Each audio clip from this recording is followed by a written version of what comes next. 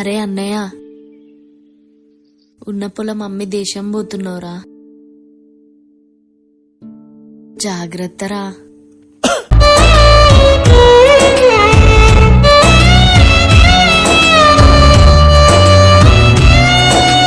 కంటి నిండా నిదురల కరువు, కడుపు నిండా తిండే దొరకదు, మనసులోన ఎన్నో బాధలు, బయటికేమో నవ్వుల ముఖములు.